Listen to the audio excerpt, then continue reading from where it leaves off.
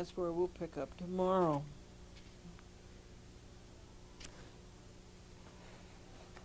And I think that's going to be around about page 13 of the complaint.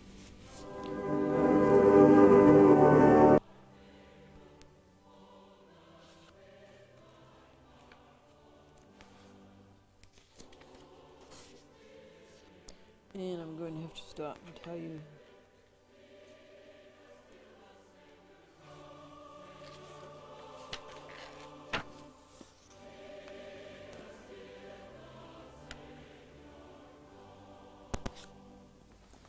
I have to stop and tell you some jokes.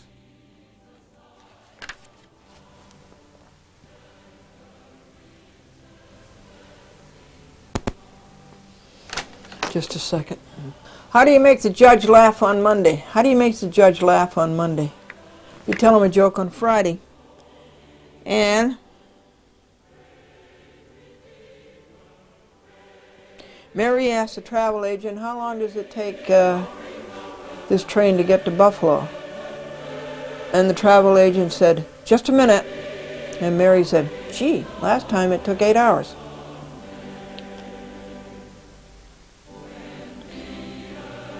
And Diane said to her husband, we got to move into a more expensive apartment. And her husband says, don't worry, dear, the landlord's going to raise the rent on this one. You knew about Uncle John, the couple who had twins, a boy and a girl.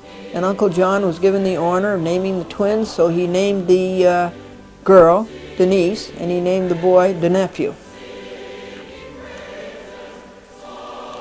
And why is the average age of a policeman 36? They like to get him fresh out of high school. And the nervous father in the maternity ward said to another man, here, have a cigar. And the other man says, oh, thanks. Congratulations. Is it a boy or a girl? And the nervous new father says, I don't know one cigar from another. They got to run around for 5 years. And they saw what was going on, so they did the smart thing. They filed a civil RICO against 80 people in the courts, and including the lawyers, who told them to go bankrupt.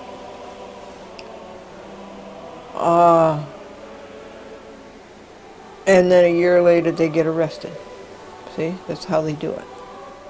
These crooks, these gangsters, who they put our government into bad hands. So that's the 8 legal papers today.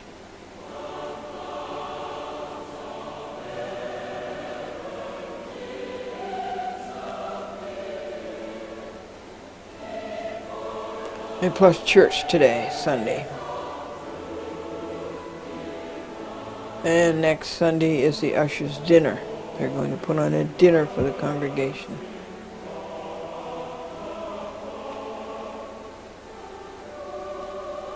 And Nikrita, I'm unhappy about Nikrita, and I'm unhappy about Victor.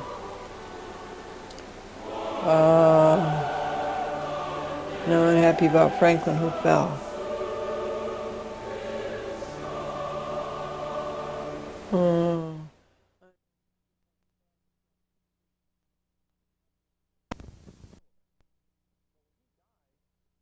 He split his kingdom up among his 4 kids, and they all started these little internecine power struggles, and then they had more power struggles on top of that. So the Vikings came in. Under Charlemagne, the Vikings were just considered a nuisance. It was like swatting a mosquito. Now, here's something you have absolutely got to learn. If you do not learn this weekend, about this court system, it's a historical example, and if you don't snap to the technique here, when you go down, there will be no one to help you, and I can testify to that. I have a fellow here that's probably going to say a few words, and he can testify to this. It worked like this. How many of you, let's see a show of hands, how many of you are familiar with the Battle of Culloden in 1746? Show of hands. 1. Okay. 2. Or 3. Okay. All right, here's what obviously anything you have to do in the federal system, even with an administrative agency, but it all boils down to the fact that what we have in our court system is the feudal system. In other words, any particular federal judge who wants to can literally pass an edict, make law, do anything he wants to in his sphere. Not only in an individual case, but we're talking about things like forced busing, like taxation. Anything he wants to, he can do. And that's why what we have, basically, our entire legal system is the feudal system. It's extremely vulnerable in a couple of respects. In other respects, when you're in front of it by yourself and you have no help, it's completely tyrannical. Now, a couple other things I want to cover. Now, I want to see if anybody can guess this one. I want to tell you a little story about the Battle of Gallipoli back in 1915. There was a couple of you already know the answer to this, so no fair, okay? I just want to see if anybody can figure this out. I want you to come up to the microphone when I get to this point of the seminar.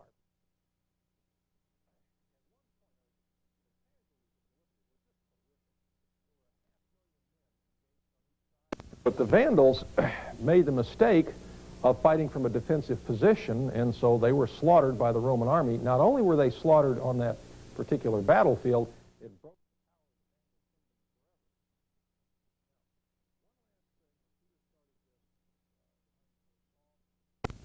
in the federal courts, and I'm going to show you how this relates in a minute. In the federal courts, you have what's known as judicial construction. That's also known as judicial activism amongst the uninitiated.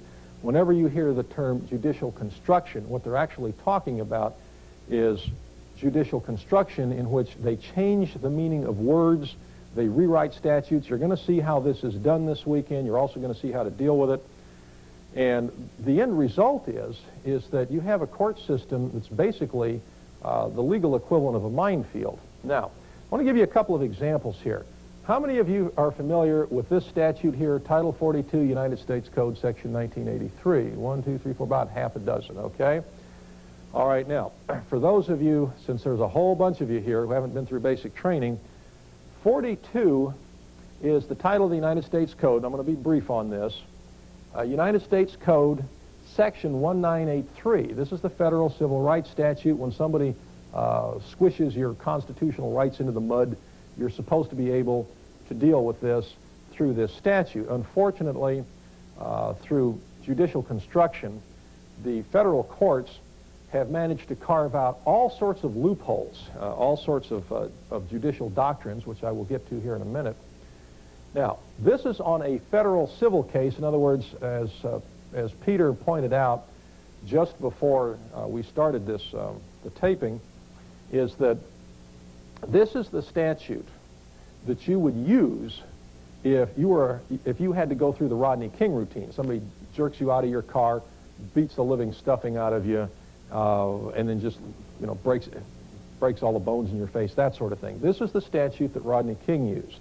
Okay, we're going to cover it more thoroughly a little later on, for the reason that this particular statute, there's a federal analog, which we're going to get to. Actually, there's more than one to show you. Now, the reason I put in this other one here, which I doubt very seriously anyone here is going to have a problem with, but I just want to use it as an illustration. This is Title 28, United States Code, Section 2254. There are 50 sections in the United States Code. This is federal habeas corpus for state prisoners. And the way it works is this, just very briefly, if you have a state criminal case and you get shafted all the way through the state proceedings, the state district court, the state court of appeals, the state Supreme Court, you then have a year. It used to be you had all the time in the world, but Congress restricted it.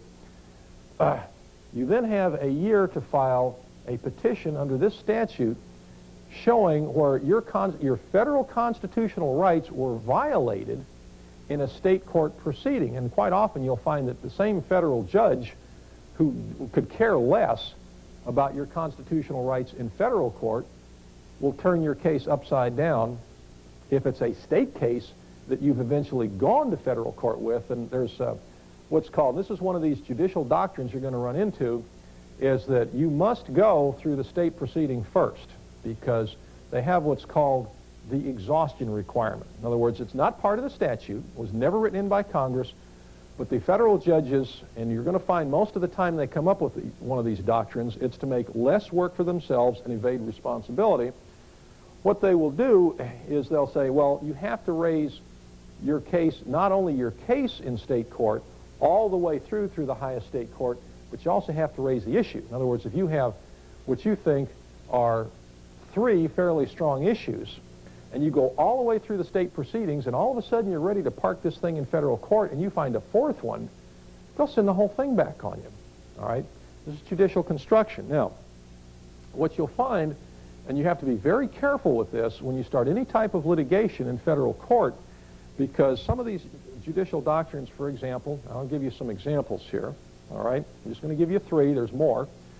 One of them is called the Younger Abstention Doctrine. Younger Abstention Doctrine works like this. If there is a pending state proceeding that's crooked as a dog's hind leg, and you sue them in federal court over it, more often than not, some federal judge and an appellate panel will do the same thing. We'll look at it and say, oh, well, there's a pending state proceeding, and in the interest of comedy, which is basically a polite way of saying, well, we're going to let the state get through screwing you first. We're going to just go with the Younger Abstention Doctrine, which is what it is. It's a doctrine.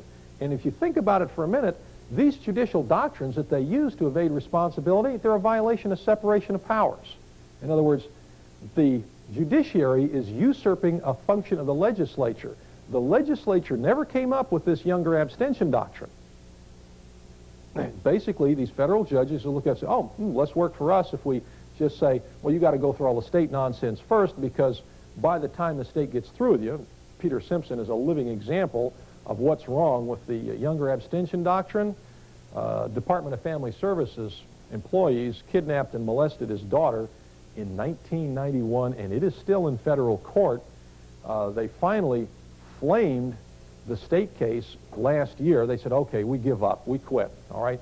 Case is over with. There's no reason for the Younger Abstention Doctrine. This nonsense went on for over 7 years, and now all of a sudden, the same people who Peter was suing over this nonsense are saying, oh, well, this should have gone to trial years ago because, hey, you think I'm kidding here? Huh? I heard a couple of chuckles here, all right? These same people are saying, oh, well, you know, we couldn't buy houses, we couldn't get loans, we had this lawsuit pending. I mean, this should have been adjudicated years ago. Years ago, these were the same jerks that were saying, oh, no, this is a pending state proceeding, all right?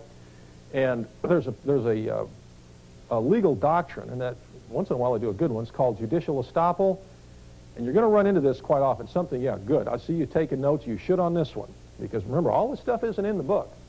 Judicial estoppel simply means that you cannot take different positions in the same legal action. If this fella here comes to me and says, Brown, oranges are actually pink, and then 3 days later he says, no, they're actually yellow, well, he's stuck with his first position. Okay, he's judicially estopped from changing his position in the same lawsuit, either on the facts or the law. Okay, now, that's Younger Abstention. Be careful when you're in a state proceeding. There are ways to get around it, which we're going to show you. Now, the next thing I want to discuss is Rooker-Feldman. When you get shafted in a, and it's called, this is a doctrine, all right? And all these doctrines are promulgated by the Supremes singing there in the Imperial City, United States Supreme Court. Rooker-Feldman simply means that a federal court cannot act as a court of appeals for a state court, no matter how badly you've been shafted in the state proceedings. And like I said, we're going to show you how to get around that one too, okay? And finally, as an example, I mean, there are other exception and abstention doctrines, but the last one I want to cover before we get into a little more of the basics and the meat of this thing is called the domestic relations exception. Now, just about everybody and his dog who's completely unfamiliar with the legal system thinks that this fits everything, including divorce cases. It doesn't. In fact, people involved in child custody disputes, messy divorces, property squabbles, I mean, when people split up, they not only get nasty, they get litigious. And they just flood the courts with their stuff. And so what the federal courts did was they crafted what they call the domestic relations exception to federal jurisdiction. And in actuality, they're just once again avoiding work, evading responsibility. The other thing that you will unfortunately run into with the federal judiciary is that if there's some way to tyrannize over you, they will, because most federal judges, when you're up against the feds, you're also up against the Justice Department. And what you're going to see, in fact, some of you who are really curious, I want to introduce you to probably the only completely accurate book that shows you how things happen, other than the ones I wrote. It's published by Prentice Hall. This is called The Almanac of the Federal Judiciary. It's not in the original covers because this is actually last year's.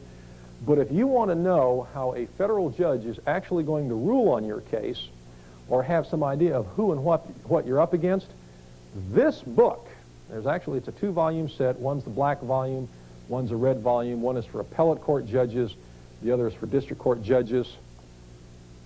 Doesn't tell you how well trained they are. It tells you what their personalities are like. All right? And you're going to find almost every single one of these characters, they list them as pro-government in varying degrees. Well, there's a good reason for this, because since the grand jury was prostituted by the Justice Department beginning in 1906, and I'm not going off on this tangent at the moment, in fact, it's already in my books. It's in Son of Erwin Rommel if you want to see how a lot of this happened.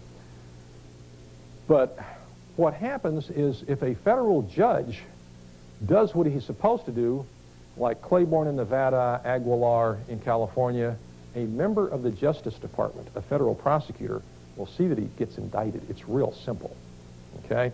So the only thing that's left on the bench basically today are people who are arrogant, who are tyrannical, and unfortunately, they are also cowards. You are not dealing with, nor are you dealing with intellectual giants. In fact, one of the first things that I tell people is that when you run up in front of a federal judge and you run in front of the federal system, because remember, because of all these judicial doctrines coming down from the Supreme Court, the fact that you cannot do anything as far as going after the state civil courts or the state criminal courts in the federal courts with any degree of speed, what I tell people is, look, here's what you have to understand about what you're up against. This is also true in any type of bankruptcy, IRS case, anything like that, is that what you're going to run into is, here's the description. You're up against the legal equivalent of Tyrannosaurus Rex. Very big, very powerful, very dangerous. Brain the size of a pea. Okay? Now, those of you who are not familiar with the citation system, and I want to caution you that this also works for the state systems, only you'll have a different set of numbers. Okay? For example, these are part of the United States Code. For example, Title 21's Food and Drugs, Title 18's Criminal, Title 7's Bankruptcy, or is it Agriculture? I forget. 11 and 13 obviously are bankruptcy, 12 is banks and banking, 10 and 50 are war and defense, that sort of thing. You can go, in fact, how many of you here have not read Chapter 4 of my lawsuit cookbook?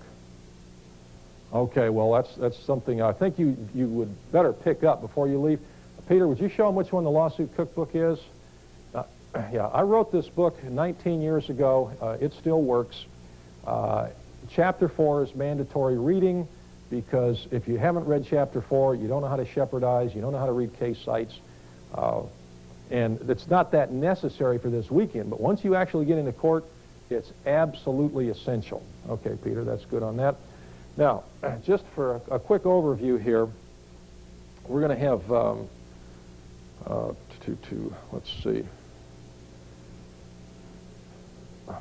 hang on just a sec. This is the principle on this one here. Now, 36, that's the volume number. Fed Third means Federal Reporter's Third Series. The third series started about 6 years ago in 93. Second series went from 1926 up till the middle of 93. This is the page number, 1028. Comma, 1032 this is where the page begins. This is where you wind up. This is an 11th Circuit case from 1994. I will show you the circuits or the feudal empires here directly, so don't start worrying about that now. This is 4 Fed Sup, second, 961, comma 972. This is the 4th volume of the Federal Supplements, second series, page 961. You go to page 972.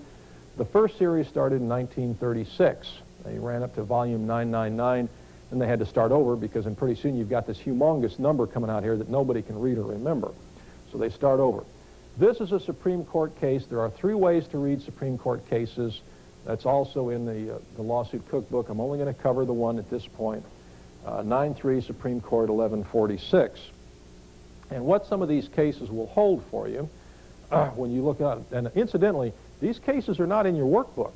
So if you want to follow along with this and be able to quote these cases later, you better start scribbling as I start explaining them to you, all right? This first one here is trial judges are presumed to know the law and to apply it in making their decisions. Don't we wish, okay? And that's the name of the case is Spaziano versus Singletary. It's the first citation up here. The next case is a judge is not immune if a plaintiff seeks prospective injunctive relief. That's Riccotto versus State of California.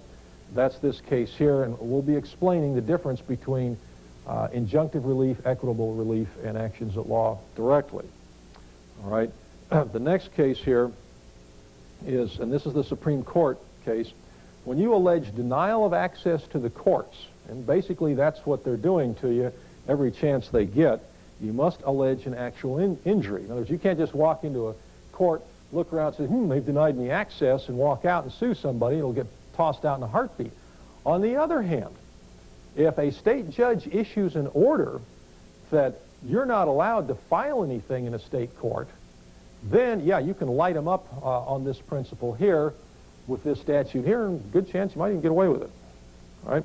Now, the next one, which I know a lot of you tax folks are going to like, okay, is this one here. Name of this case is Salmonina Incorporated versus United States Air Force, and here's the citation, okay, and what this, okay, the citation is 147 Fed 3rd 1148. Go to page 1153. This is a Ninth Circuit case from 1998. And again, we'll get into the circuits here directly, the feudal empires. And there's some Supreme Court case sites here, and there's also a Harvard Law Review site. A federal agency is obliged to abide by the regulations it promulgates. The next one, this is this case right here. This is Forest Guardians versus Babbitt, 164 Fed 3rd, 1261. Go to page 1268. That Congress has imposed a mandatory duty upon the subject of the command. It's the word shall. And one of the things you're going to run into is that there's a lot of imprecision in the language that these courts use. It's the only way they can get away with judicial construction. If the word shall, for example, the trial of all crimes shall be by jury, the United States Supreme Court changed that to, oh, well, that's a privilege in 1930 in a case called Patton versus United States. And, of course, Congress never called them to account for it. Those of you who've, anybody here read the Anti-Federalist Papers? Show of hands. 1, 2, okay, 3, all right, 4. All right, if you read Patrick Henry's essay on what the Supreme Court is going to do, it's just exactly what they've done. Now, let's go into the definition of words. That's this last case here. This is Henry Hamilton Creek Metropolitan District, 143 Fed 3rd, 1381. Go to page 1385. This is a 10th Circuit case from 1998, and they have other citations. Commonly accepted dictionary definitions of words is what we're supposed to use. In other words, we're not supposed to change the meaning of words. And now, there's 2 really fine legal books I want to introduce you to. Okay, Peter, front and center. The first one, written 2,500 years ago, teaches you how to think about the American legal system. Sun Tzu, The Art of War. All right? I live by this book. It's my second favorite book after the Bible. It teaches you basically strategy and tactics, teaches you how to think, because that's one of the things you're here to learn is how to think. If I can't teach you how to think, you can't win. Now, okay, Peter, that ought to do it. End of commercial. Now, let me tell you what you're going to run into with the federal judiciary in just about anything you run into. Number one, and again, the reason the state courts don't work in many, many cases, either in in basically civil or criminal, and there's only 4 types of actions. Quick review here for those of you not familiar with the legal system.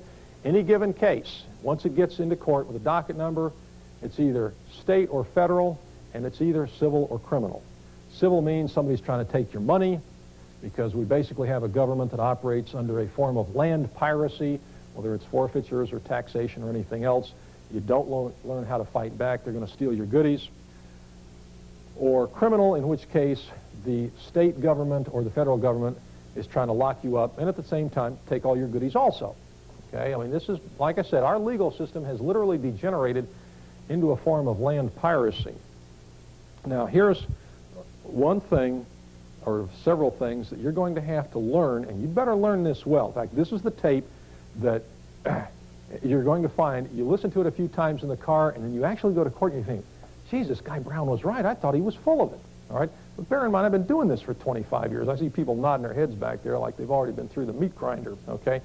First thing a federal judge is going to do, because remember, he's got his mind made up before anything starts as to how there is actually going to be, or how the decision is going to be rendered. In other words, he already knows who he's going to rule in favor of, regardless of the facts or the law in the case. In other words, he's got his mind made up in advance, and what you are here to learn this weekend is when they do this to you, you're going to learn how to retaliate. All right, now the first thing a judge is going to do, he's going to ignore the evidence. Because if he looks at the evidence and says, yeah, this guy really did get shafted, I'm going to have to do something about it, that requires the expenditure of calories on his part. They're going to try to avoid that, okay?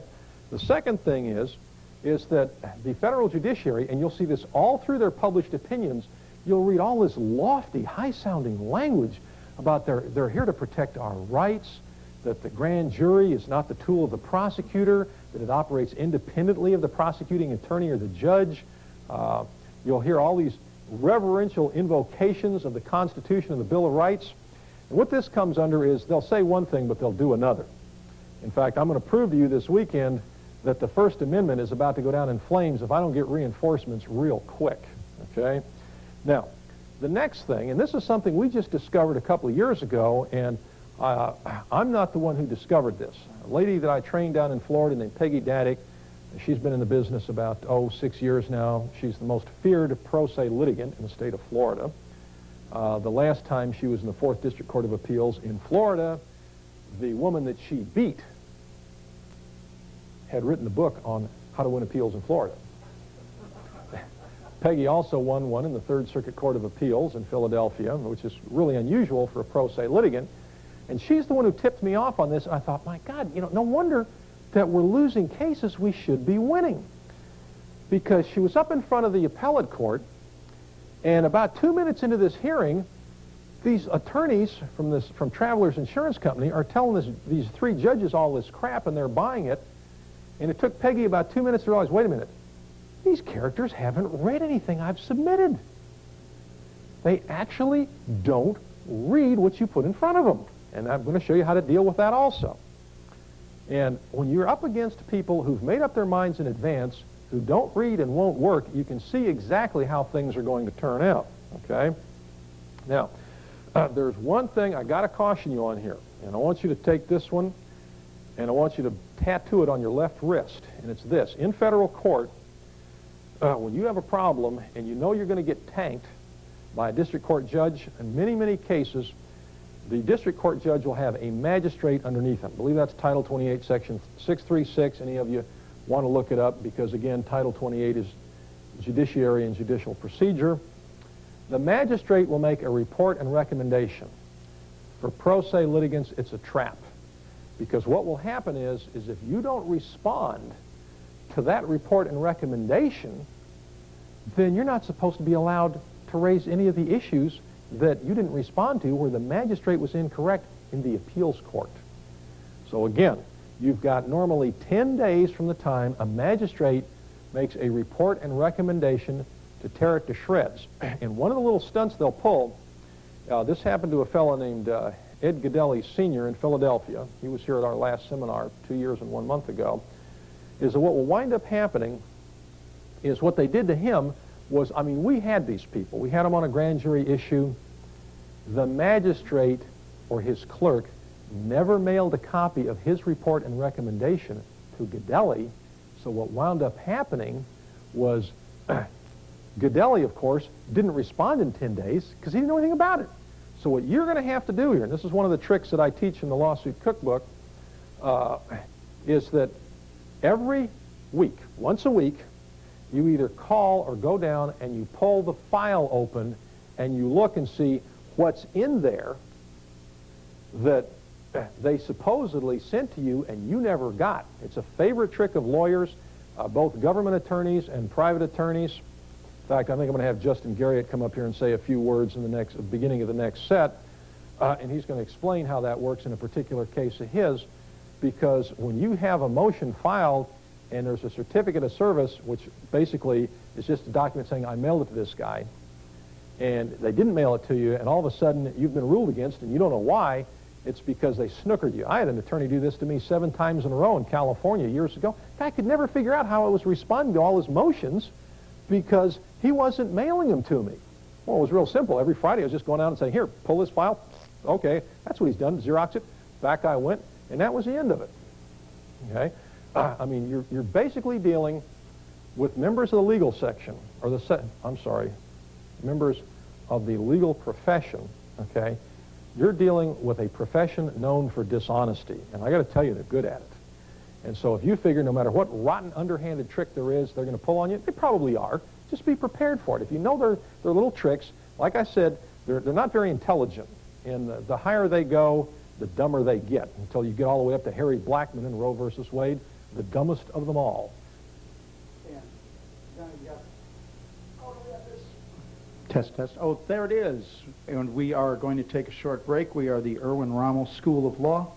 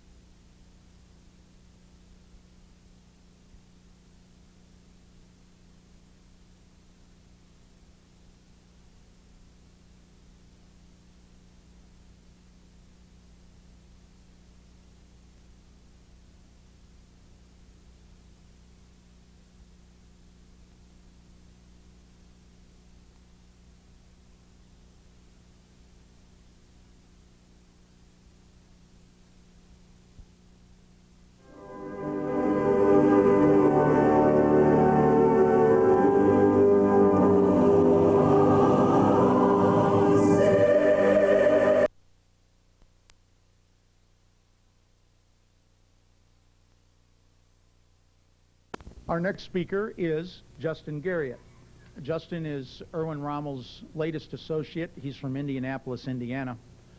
He picked up the phone some time ago and he called my office and was talking about administrative procedure and writing letters to bureaucrats, and I let him speak for a few minutes, and I was in a hurry and particularly crabby that day. And I finally said by and by, Mr. Garriott, when you're ready to stop writing letters to bureaucrats and start suing people, call me. And I set the telephone down and walked away. To his credit, a year later, he called. Mr. Garriott now does our bank fraud, and he does some of our IRS work. He is the living embodiment of the Erwin Rommel adage that you just have to be better than they are, better prepared and better studied. Justin Garriott. Thank you very much. I hope I can live up to that. I've got 8 or 9 minutes here. I do handle state civil and state criminal and some federal civil for the Rommel Group and independently. If you have a federal criminal problem, see Michael H. Brown. What they'd like me to talk about real quick is my own case in a banking case, and what I'd like to do is try and set this up for you pretty quick. We were sued for a credit card debt. My last name happens to be different than my wife's, and she got the card and added me on at my direction. Well, what happened was when the suit came down, I added myself on as a defendant, obviously, because I'm the husband and I'm going to protect my family. And this is hopefully a little exercise in how you set it, if you set it up right, what can happen for you. I'm not saying it'll be this way, but I'll go through this. At any rate, when the bank sued and I wrote a counterclaim, I took it directly out of the Federal Reserve Bank Book's own manuals. So now remember, we have facts, law, and procedure. They came factually, I came back factually. They've never been able to answer the counterclaim. 2.5 years on a credit card case, okay? What they did then was, because facts were in controversy, I moved for discovery, and I started asking them for documents that they didn't want to show me, and they've never shown me since. Now, because we set it up correctly, I took Michael Brown's lawsuit cookbook. This was 2.5 years ago, and I used it a dozen times last week, and I wrote the counterclaim directly from that. Because we set it up and they couldn't dispute and they didn't answer interrogatories, what they did then was they moved into procedure. And we went into procedural warfare. Of course, we're prepared for that, and that was a fairly comfortable thing. Their whole scope was to try to get rid of me because they weren't answering or arguing the facts in controversy. And that became kind of hilarious. I don't have the time to tell you here, but it went round and round. But they told the court that I wasn't a party to the agreement. Of course, I had a gold card, didn't show it to them. But in the procedural warfare that we went back and forth, I then did a motion to compel because I wanted these answers. And they moved, we had a pretrial hearing, and in the pretrial hearing, the third attorney on the case moved to have my pleadings struck for the unauthorized practice of law. The judge denied it in open court. I got my denial in the mail a little bit later, and she issued an order to have a case management order on her desk in 30 days. I called them. They didn't call me back. So what I did 31 days later is I moved for a default judgment. I got a hearing on that motion. I also had a hearing that day for a contempt charge against me because the attorney came back. We're up to 7 attorneys now. And the attorney came back to have me struck, and this time they briefed it, and they came down from the Supreme Court and said, hey, unauthorized practice. So during the contempt hearing, I had to stand and defend. And what I did essentially was I defended myself. I told them that the Supreme Court also said, what about the doctrine of necessities?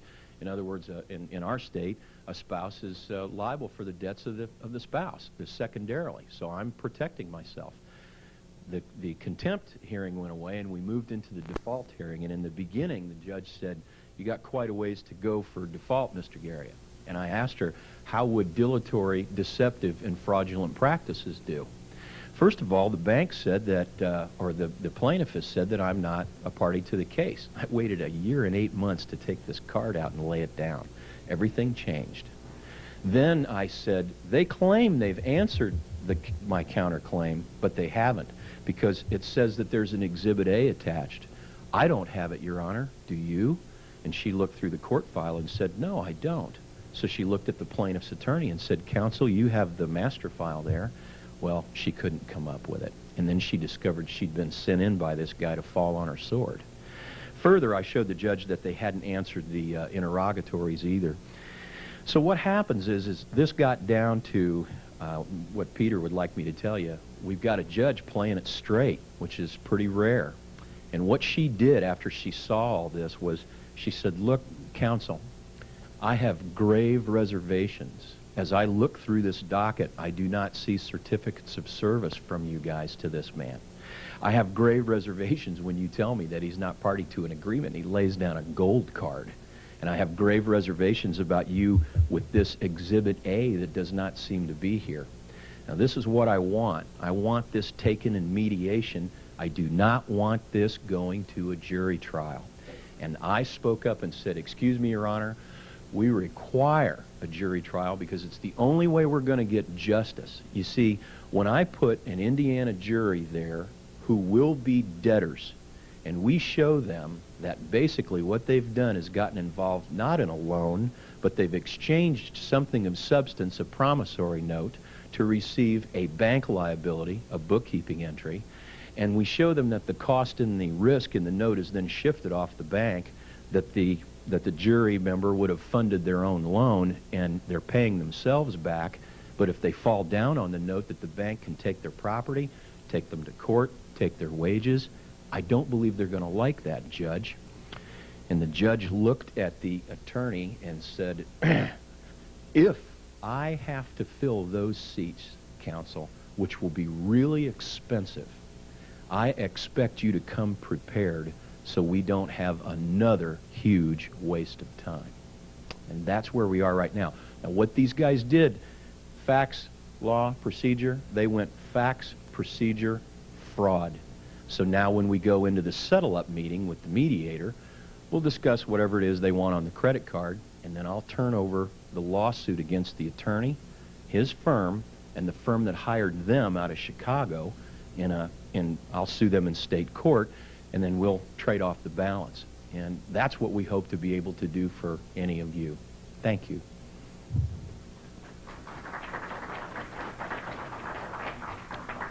One of the secrets to Justin's success is an adage you heard yesterday, and I'm sorry, an adage you heard earlier, and it bears repeating now. The one thing we taught Justin to do was to monitor the docket. And when he started this proceeding, he did not know the technique. When we taught it to him, basically it's very simple. Every 7 days, on the same day of the week, someone who can walk and chew gum at the same time will go to the court clerk's office and pull the case file and read the docket. And if there are not too many documents in it, they will check to see that everything matches. So what was happening to him was the lawyers were creating process, filing it in court, and taking his copy and dropping it in the wastebasket. He doesn't respond. They go to court and they say, well, see, Your Honor, it's just another pro se wasting the court's resources. You lose. When we taught him to monitor the docket, he started discovering all of these processes that they were not sending him. And of course, there's nothing like looking in a lawyer's eyes who knows he's dropping your stuff in the wastebasket and you're answering it anyway. And the way you answer it anyway is you buy the process from the court clerk. You know, if it's not there for a week, if you don't get it in the mail, by the next week you buy the pleading. You pay 50 cents or $1 a page, you walk it into the law library, and you respond to it. Monitoring the docket is a serious technique, and if you're in civil or criminal, it's highly recommended. And with that, we will return you to Michael H. Brown. Thank you.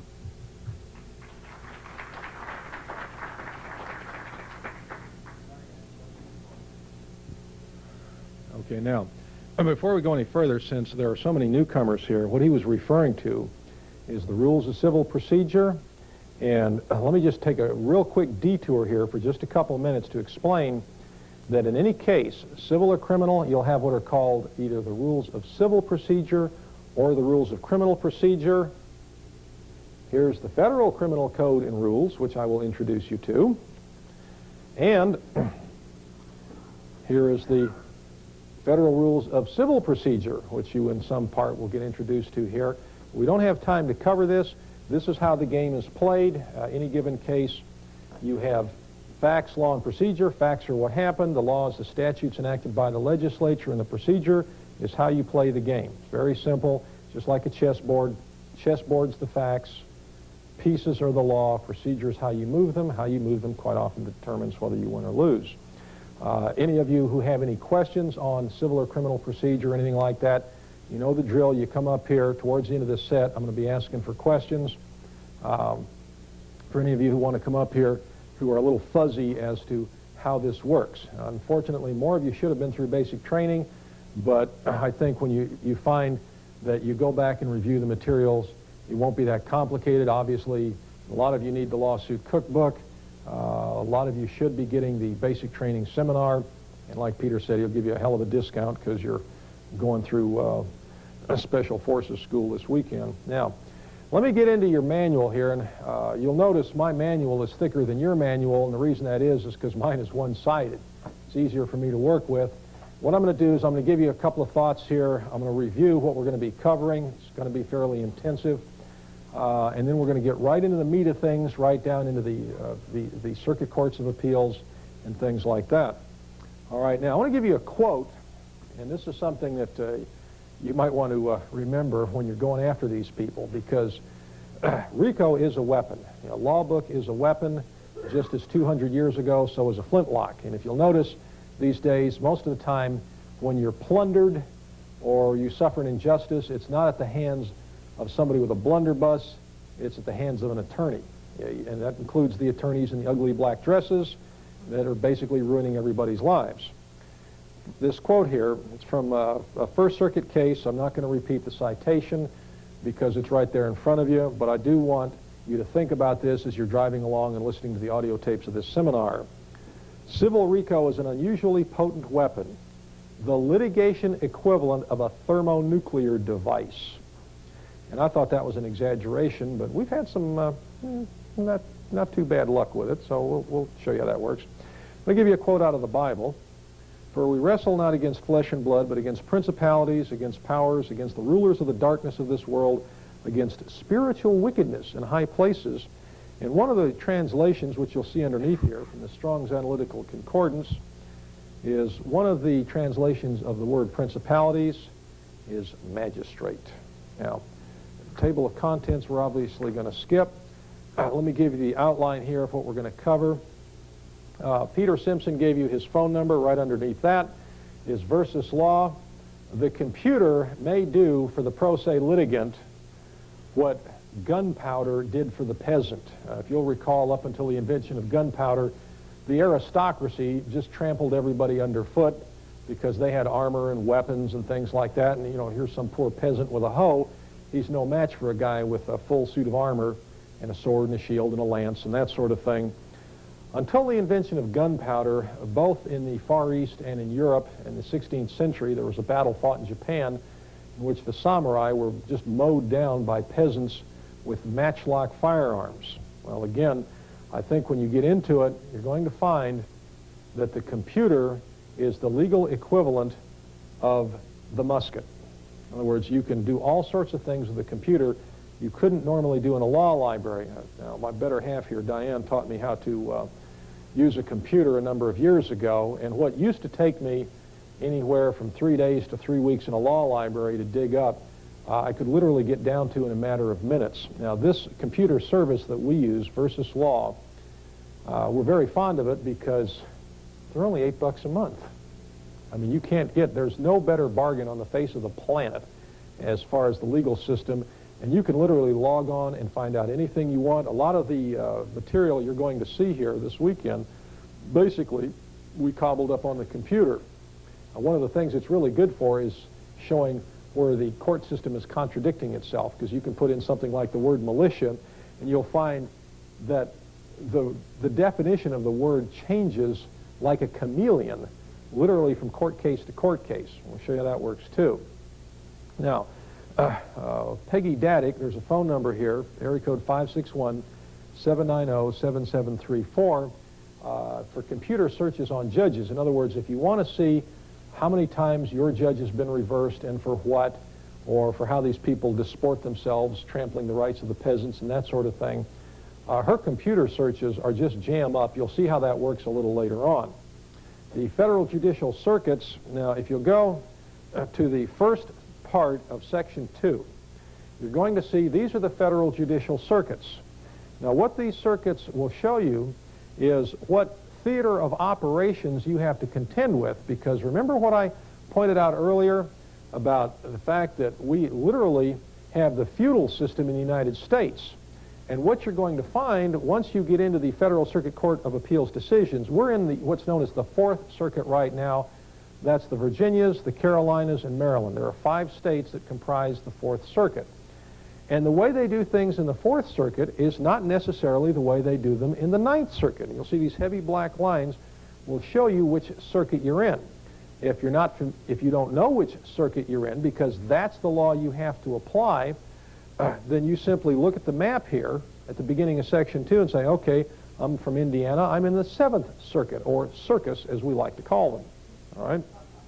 Now, you will literally find from circuit to circuit a difference in the way that the Constitution and the statutes enacted by Congress are interpreted. We're going to show you one of those this weekend with the word militia. And so what we basically have here is the balkanization of the American legal system, because Congress, because the Supreme Court was being overloaded, poor dears, in 1891 created the Federal Circuit Courts of Appeals. And they created more and more of them as federal judges did more and more social engineering, social legislation, and less protecting people's rights. In fact, if you go to the year 1900, now this is just 9 years after the Circuit Courts of Appeals were created by Congress, you'll find that the United States Supreme Court in the year 1900 handled 723 cases. Today they handle normally less than 100 a year. In other words, it's more evasion of responsibility, and they'll tell you right in the beginning of the Almanac of the Federal Judiciary that Supreme Court judges don't write their own opinions. Apparently, I forget the fellow out of the 7th Circuit. He's one of the Supreme Court justices. It's not, his name will come to me in a minute. Apparently he writes his own. The others, their clerks write their opinions for them. You know, it's just like, you know, if I want your opinion, I'll give it to you. Well, it's not even like that. You've got these kids, these teeny boppers coming out of Harvard and Yale and places like that. They're the ones who are deciding what the Constitution means. They're the ones who recommend for or against certiorari, which means discretionary review. And that's one of the reasons we have this horrendous muddle in even the Circuit Courts of Appeals, because in addition to the dishonesty from the Supreme Court, now you have dishonesty at the next level, and you have no idea how bad that gets. And then, of course, you have the usual dishonesty that you're going to get, because, again, you're dealing with lawyers. It's a profession known for dishonesty. Now, next thing that we're going to cover, remember what I said about a Bivens action? Okay, a Bivens action is actually against the feds, because this statute here that I'm showing you only works against a state actor acting under color of state law. You try to invoke this as jurisdiction in a federal court. We're going to show you how to do that. Be a little more review here, okay? Be brief. But when you invoke jurisdiction under Title 42, United States Code, Section 1983, it's not going to work against an IRS agent, people. You've got to invoke jurisdiction under Title 28, United States Code, Section 1331. And if you look at the quote here, a Bivens action is a 42 U.S.C. 1983 action against federal actors. And the statute that you use, it's called the General Federal Questions Statute, is Title 28, United States Code, Section 1331. There are 2 types, actions at law, actions at equity, which we'll cover. And like I said, I'm just trying to get through the basics here, because the reason I want to review this, hopefully fairly rapidly, is that when I get into the real meat of this, some of you, I hope, are going to have questions. Say, wait a minute, Brown, I didn't quite catch that. The second time, the third time you're up at the mic, fine, you know, I'll explain it, because I understand that I don't care how intelligent you are, if you're into what's an alien concept for you. In other words, you've never been up against it before. It's kind of like me trying to learn how to dance, okay? alien concept, all right? You're not going to get it unless somebody makes it super simple for you, and I'm not saying this to be insulting. I'm saying it because I got a 25-year head start on most of you folks, okay? So anyway, now the Bivens action, the name of the case, Bivens action derives from a case called Bivens versus 6 unknown named agents of the Federal Bureau of Narcotics. There's the citation. You already know how to read that. 91st volume, Supreme Court Reporter, page 1999, okay? One of the things I've got to caution you about, and I see this all the time, there's only 3 things you concern yourself with in a lawsuit: facts, law, and procedure. Stay away from conclusory allegations. If your rights were violated, you don't just say, well, my rights were violated and there's a conspiracy against me. Those are conclusory allegations. You've got to have facts. The minute you start going off into bleating about, well, my rights were violated, you better be able to explain how, and that doesn't come under facts, it comes under legal conclusions. Okay? And there's 3 actions listed here. One of them is my own. Of course, the last one is my favorite because I'm getting ready to rearm every ex-convict in America. Plus, I'm going to get our machine guns back. Okay? Now, there's a couple of similar actions. Federal Tort Claims Act, we're going to get into that. This other one, this IRS statute, this is the one you use, or one of the ones you use when the IRS tramples all over you. There's a couple of pitfalls to it. There's others up and down. Okay, one of the things you have to watch for when you have a judge misbehaving, it's called immunity. And it's even, they apply it to cops, they apply it to prison guards, they apply it to court clerks. In other words, this legal system, the way it's operated today, for the most part, only benefits those who administer it. And so sovereign immunity means you're above the law, just like the king was above the law, though you'll notice the word sovereign appears nowhere in the United States Constitution, nor does it appear in any statute enacted by the federal Congress. Qualified immunity means, well, let's take a look at the situation and let's see if in this particular situation, should we give this cop, should we give this prison guard, do they have immunity from lawsuit for one reason or another? And it gets kind of depressing when you read enough of this, okay? This next quote, this is where they say, we will not recognize an immunity available at common law if Section 1983's history or purpose counsel against applying it in Section 1983 actions. Well, this is one of these things where they're basically going to do the opposite of what they say they're going to do. Common law simply means the laws that were common to England prior to the enactment of our Constitution. Our Constitution was written in the language of the English common law. You want more information? You need to read Erwin Rommel. All right. Now, let me point out here that a Bivens action, and this includes everything that flows from it, is a retaliatory action. Remember I told you that you weren't here to learn how to defend yourself in court. You're here to learn how to attack. Because if you don't attack, what's going to wind, I see a lady nodding her head in agreement, okay?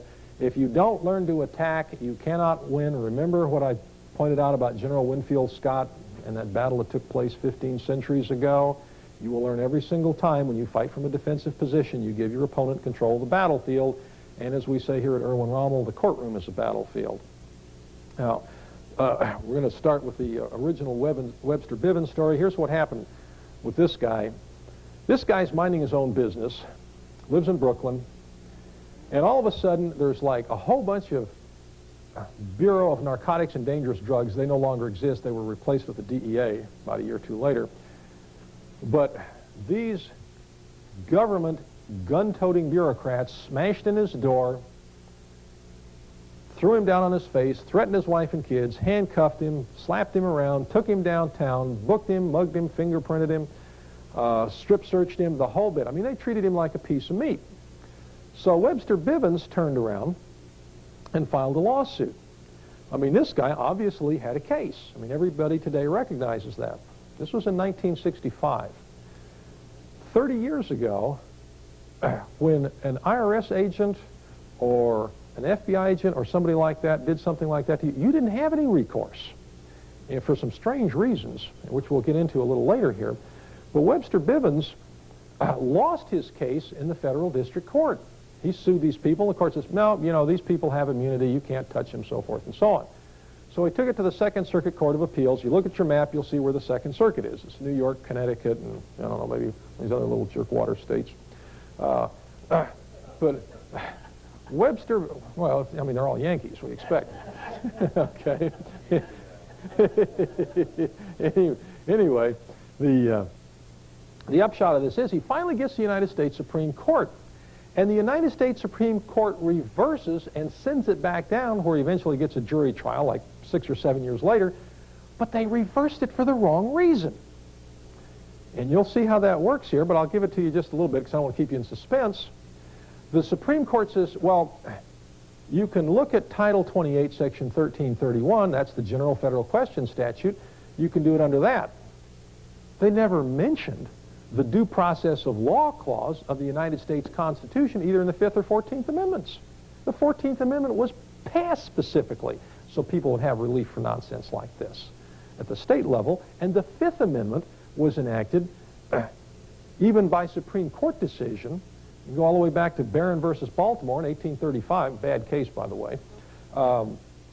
And you can see that Webster Bivens was absolutely entitled under the due process of law clause of the Constitution to have his case adjudicated, but these clowns on the Supreme Court sowed the seeds of the Bivens action own demise simply by saying, well, you have jurisdiction under this statute to adjudicate a constitutional right. In other words, if Congress didn't enact the statute, according to this line of reasoning, you have no constitutional rights. Okay? Now, the next thing, the second part of the basics here is contingency planning. You're going to get hit with a motion to dismiss or a summary judgment motion, which you will find in your federal civil procedure and rules. Normally, motion to dismiss for failure to state a claim, you'll find it in Rule 12. A summary judgment, you'll find in Rule 56. Anybody who wants to, during the breaks, come on up here and take a look at the books. You know, the no questions during the break does not apply to the books. You want to look up your favorite judge that you hate, you might see if you can find him in here. Now, what you're going to have to plan is that at the district court level, you're going to get shafted, okay? So you have to learn how to file a notice of appeal. How you do a notice of appeal is in the lawsuit cookbook, so I'm not going to cover that. Next thing you have is an appeal and an answer. And what I'm going to show you here is at the federal level, an appeal brief looks like this. It's real simple. You want to look at one? Be my guest, okay? You'll notice it has a blue cover. An answer brief, this is from the dirtbags who work for the feds, has a red cover, okay? I mean, these things have to be color coordinated. You can't be out of fashion here in the legal system, okay? All right, now, this doesn't necessarily look like it. In fact, I don't even have one. Well, this is embarrassing, okay? A reply brief, your reply brief is supposed to have a gray cover. This isn't what this is, so I'm not putting it out there, but I'll get to it. Now, one other thing, now remember, everything you're doing at the district court level, you're preparing for appeal, because you can trust me on this one, you will get shafted in front of a single federal judge. Okay, it's going to happen 999 times out of 1,000. I don't know why, one time out of 1,000 they actually do what they're supposed to, and I have an example of that this weekend. Now, the last thing that you have to concern yourself with on an appeal is what's called the excerpts of record. And this is everything from the master docket sheet to the original complaint to the judge's order dismissing the case. The 11th Circuit, they're pickier than they are in most places. Some places, like the 8th Circuit, they just send it up there for you, so you don't have to worry about it.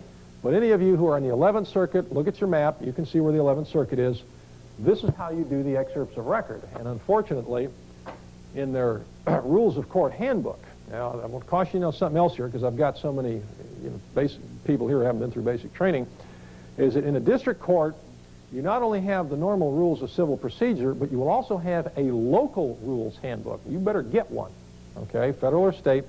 And in the appellate courts, you will have the appeals court handbook, which means they've added a whole bunch of rules that you will not find here. And in the 11th Circuit, theirs concerning how you put one of these together is just about intelligible. I finally had to call a court clerk and say, lady, what are you trying to tell us here? And she explained how you did it, and so that's the way we did it. Except that they're from minor detail here. This is from the 5th Circuit. Okay? Now, There's one exception. Those of you who are unfortunate enough to live in the Sixth Circuit, normally on an appeal, remember that's what you're doing, your district court case, you're setting up for the appeal, but we're going way past the appeal this weekend because we're going to show you what to do after you get shafted on an appeal. All right? It's something no attorney would dare do, okay? Because again, it's the equivalent of a thermonuclear device. What you have to be ready for in the Sixth Circuit is normally you'll have your appeal, government's reply, or whoever you're up against, and your reply to their reply, or brief, answer, reply. But in the Sixth Circuit, and you look at the map, see if you're in the Sixth Circuit, if you're one of those unfortunates, the Sixth Circuit allows the government or the defendant, or whoever's the appellee, an appellant and appellee, simply appellant is the guy who's appealing, appellee is the one who was satisfied with the judgment below. They give the government a fourth bite out of the apple. They let them.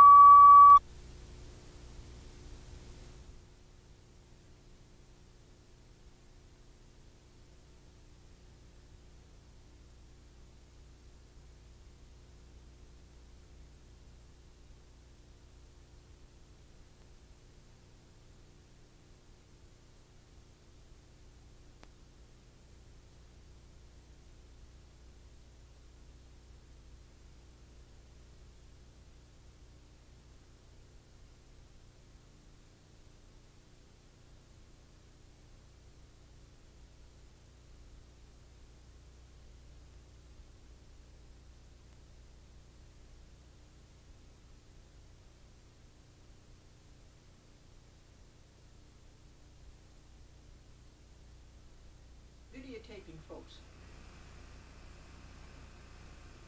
I left off videotaping on Sunday, I believe. I didn't get all the news in on Sunday. Patty came down to see Franklin, which was very nice of her. I went over to see Patty after church, and Rocky is fine, but Negrita has a fibroid tumor this big. And it looks as if it had been dragging on the floor and if the skin were worn and the blood is appearing. And so there's more about that later. And it was very nice of Patty to visit Franklin right away, and it meant a lot to Franklin. And then Hazel came. And the dog is wound up in the microphone. And I took Ray Sims and his daughter and two other little girls to their church, the African Methodist Church.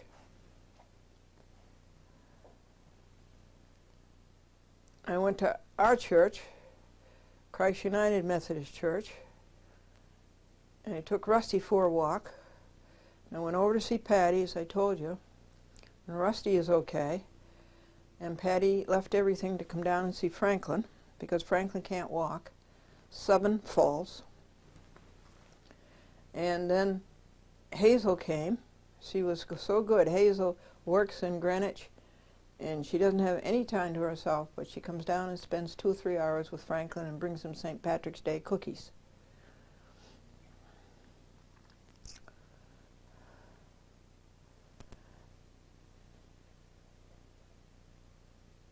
I asked Ray Sims if I could have the dog, the black dog, whom I've named Acumen because he's sharp as a tack. And Ray said yes. So I left the dog barking in the fenced-in yard across the street and went to church and did all these things. Took care of Franklin, took care of Patty, stayed with Hazel. And then I took the dog to Kathy Kelly's, and she went to the store and bought him 2 bags of things because she thought she might adopt the dog. Then he came back,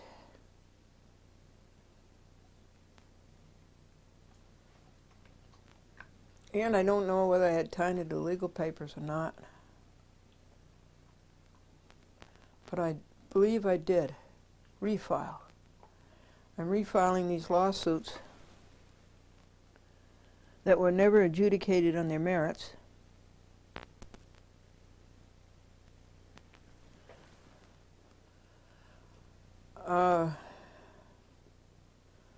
Like Glendora versus Joseph Conway, exposing the civil RICO going on in the Eastern District of New York. Glendora versus Pinkerton, the screwball Pinkerton, John Walsh, who takes the tape recorder and tosses it into the air and lets it land on the desk. And such. Certainly Glendora versus Barone, a so-called Supreme Court justice, State of New York, County of Westchester, a very bad man. And several more. And I'm looking for the complaints, and I'm going through the Bruiser Ken file. Well, as I go through the Bruiser Ken file, it has to be all straightened out, and it's 72 volumes, and these volumes are here, there, and everywhere, you know, all over the museum inside of these boxes. But I got them straightened out, folks, from volume 61 to 72. Those are the most recent ones. And volumes 41 to 60, except that volume 51 is missing. And then I have some done in the 30s. So I'll go through the 30s if I can find them around here, and go through the 20s. The teens I don't think will have any complaints in them, except the Bruiser Ken complaints. And the 1 through 10 is strictly all the beat up of Bruiser Ken, of us. And then his lying that he didn't do it, and then his lying that we touched him and we didn't.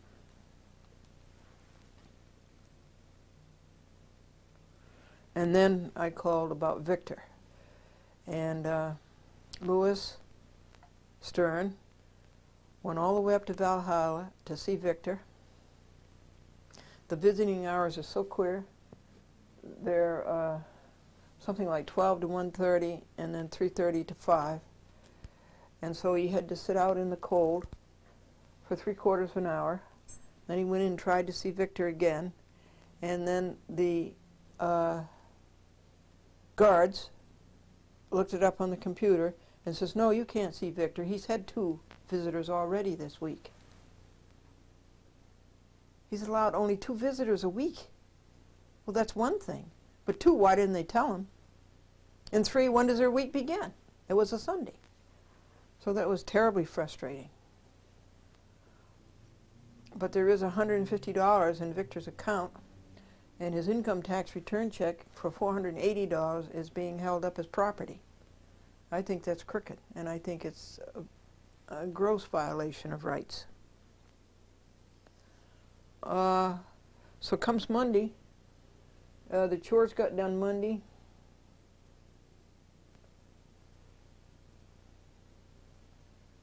And then this legal paper, which is a complaint against Colleen McMahon, a United States District Judge, Southern District of New York, White Plains. And this took all morning to do this, and I complained about her, and then I sent the instructions on the complaint to 5 friends to ask them to complain about her. And I'll read you the complaint. The federal judge is mentally incompetent.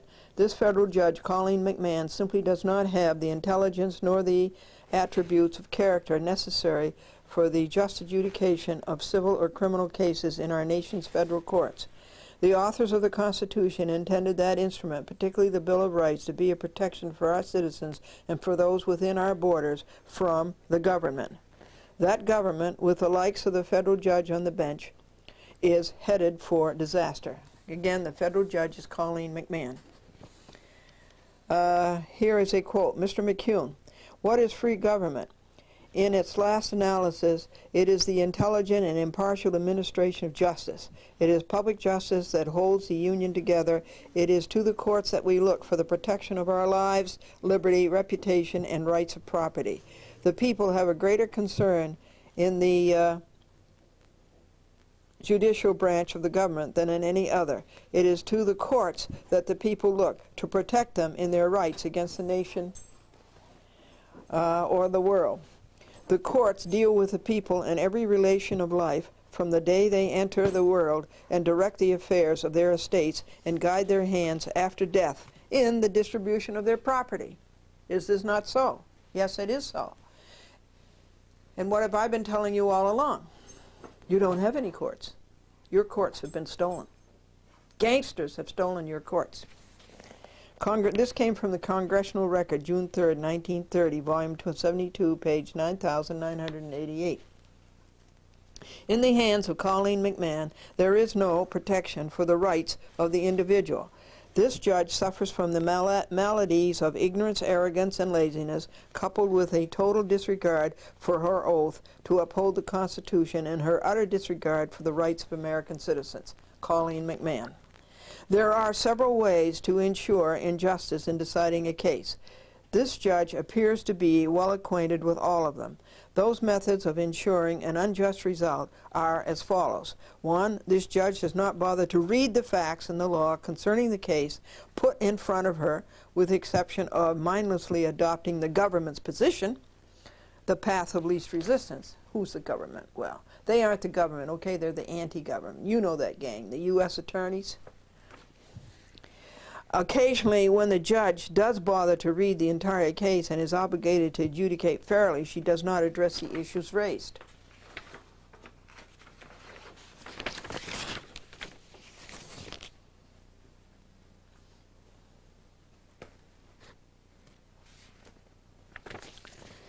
Occasionally, when this judge does address the issues raised, she deliberately misapplies constitutional provisions, statutory enactments of the Congress, and published opinions of both the United States Supreme Court and the Circuit Court of Appeals. How much worse can you get?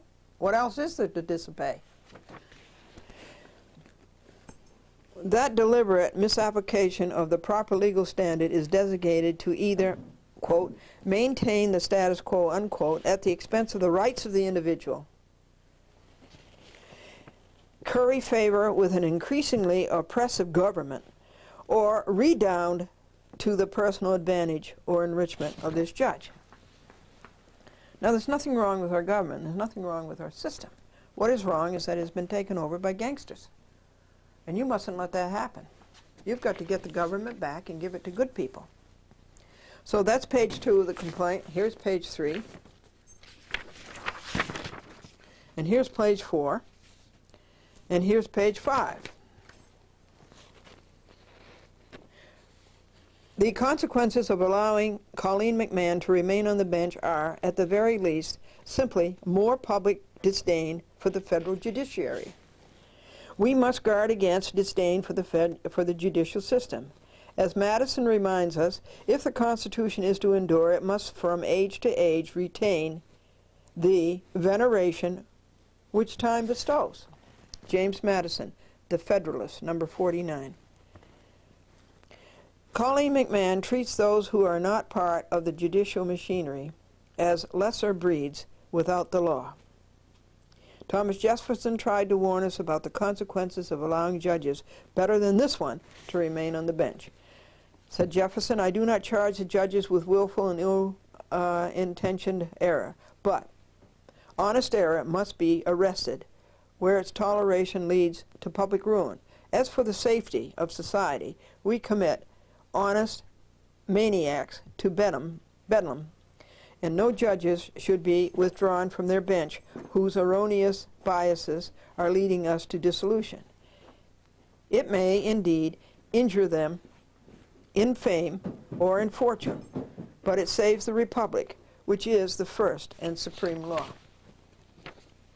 Wasn't that nice? All this stuff you taught in school, you can't believe a word of it. It doesn't happen.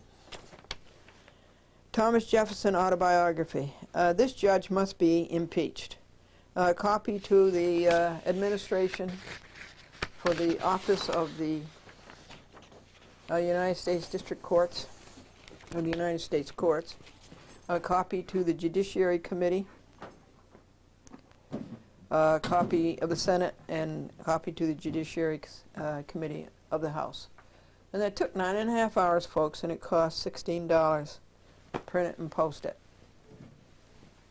So that was Monday, all day Monday. And then Monday afternoon, I can't tell you without looking up the log, unless that was legal papers. And then Tuesday all day was edit up until about 1:15, and the rudest person I've ever met in my life came in to edit. She's a public access producer apparently, and her name is Goldberg. And you've heard of Rube Goldberg? Well, this was Rude Goldberg. And after her first 2 or 3 volleys, I had had enough. After that, I would not speak to her. And I think that's the best way to handle rude people. Just don't talk to them. And she made 6 or 7 approaches, and I just refused to answer, and I picked up and left and came home to take care of Franklin.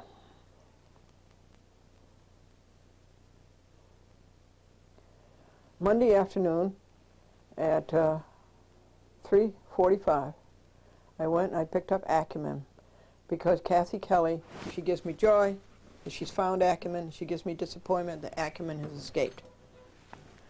She gives me joy that she's going to keep Acumen, and then she gives me disappointment. She's not going to keep Acumen. So I went and picked up Acumen, and I stood by him. He's a handful, as you can see. He's awful cute, though. And protected him. And I slept close to him all night, and he didn't bark. That's his problem. He barks, so. He wails if you leave him alone.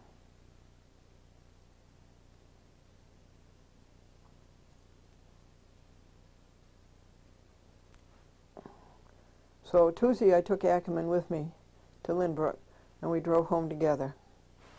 And because of Rube Goldberg, I had to go back and edit on Wednesday. That's another $7 and another $50. It's 50 cents a mile. So it's, and also Wednesday I was able to do my first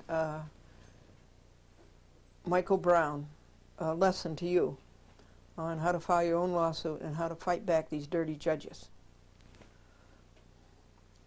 So I was exhilarated by that. I got 2 programs done. And then I was able to take them all the way to Woodbury and give them to Amy Van Horn.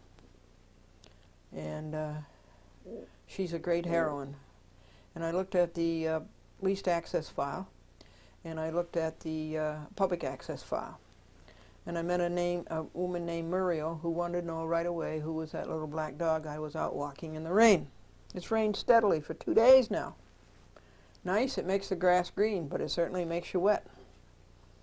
And she told me about her rescues of animals.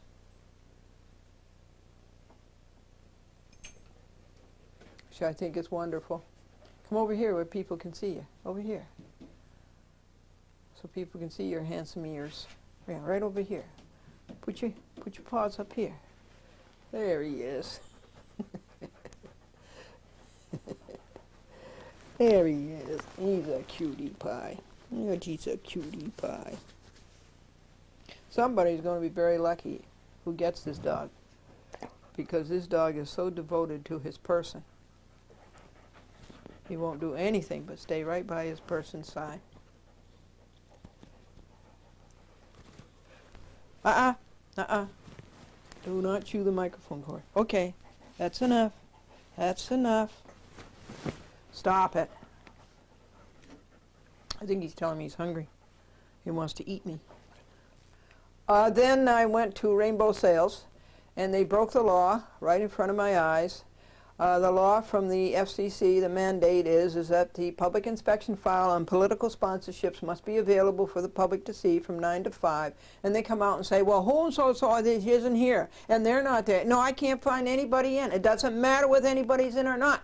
The law is that the public file is available Monday through Friday from 9 a.m. to 5 p.m. So I will complain to the FCC about that gang out there in Woodbury.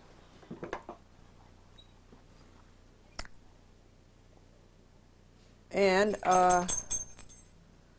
tired as we were, we did do a chat with Glendora.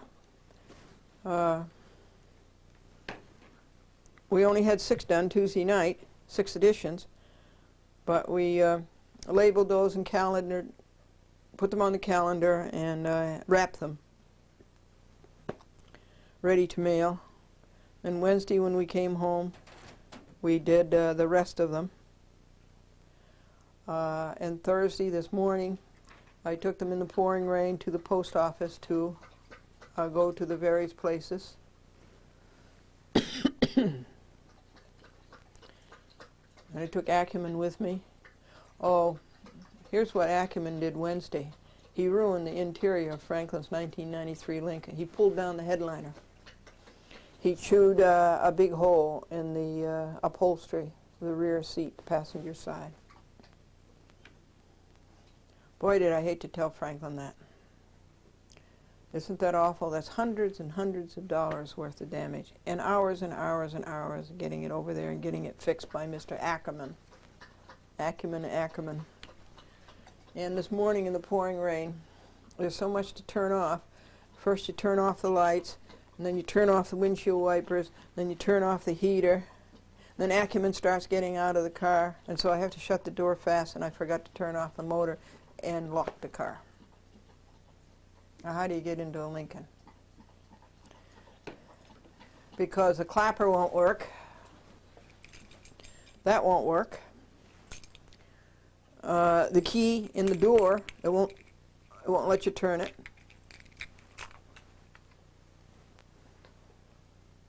Oh, well, I didn't have the key. The key was in the ignition. The motor was running. So what did I do? I had to call a cab, and it cost $6, go home, get Franklin's set of keys, come back. And then, as I say, the clicker won't work. And then the key, it won't let you unlock it. So what do you do next? How about the keyless entry? Well, I never use the keyless entry, so I don't know the number. But it is on the hinge in the trunk. So,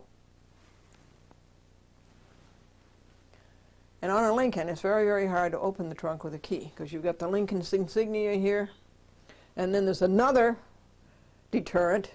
There's another metal piece there covering up the lock, and you've got to hold up 2 of those, and at the same time turn it. Finally, I got the trunk open, and there I saw, in great big black letters on white, the keyless entry.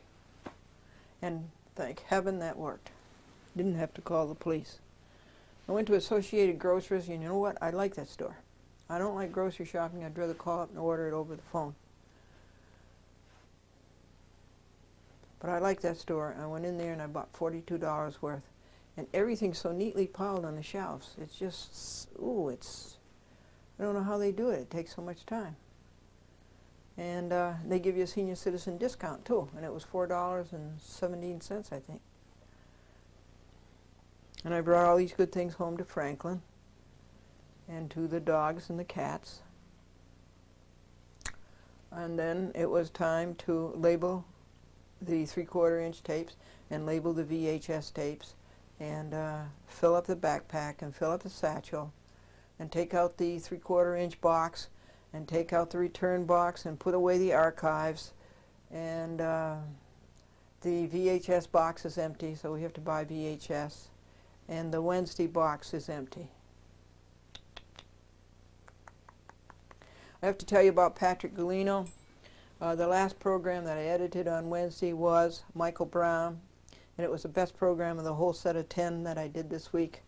And it was the cassette chose not to operate, rewind. And it was the best program that I did. You know what Patrick Galino did? He gets an old cassette that he'd taken out of the wastebasket that somebody threw away. He opened up the old cassette and threw away the tape. And then he opened up my defective cassette, and he put my tape over onto the one he got out of the wastebasket. Put it all back together again. Only 10 minutes, and he had saved the tape. Can you imagine a man being that nice? I think that's terrific. So A Chat with Glendora is up to date, and all the reports are up to date for you. As I say, it's pretty tough in life when you lose your partner. And Franklin is down. He cannot walk. I bought him a heating pad, and it seems to make his hip feel good.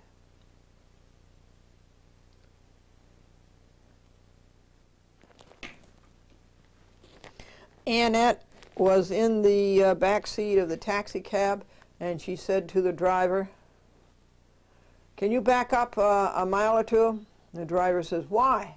She says, "I'm short $2. And have you heard about the gardener's diet? The gardener's diet to lose weight? You start out fresh as a daisy and you end up bushed. And in Billy's basement, the basement wall is cracked, and his father says, "I don't care whether our basement wall is cracked or not. You stop telling people that you come from a broken home."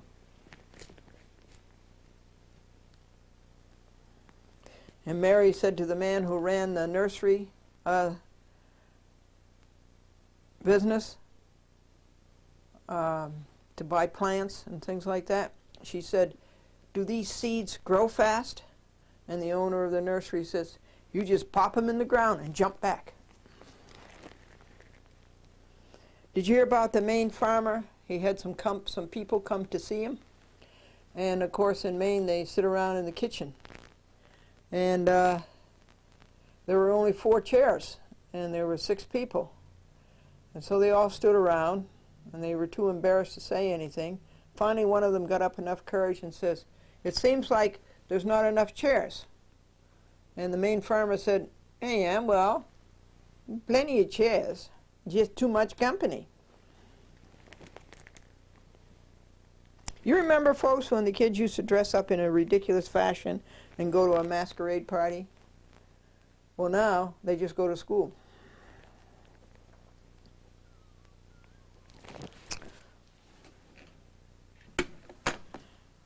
Now, Bill and Celeste Budrow, I'm going to feed you just since I finish this. Bill and Celeste Budrow bought some antiques, and they thought they could go to Florida and sell them, and they thought that it would be a good venture and that it would make money, but it did not. It failed. And so then they didn't have money enough to pay for the antiques.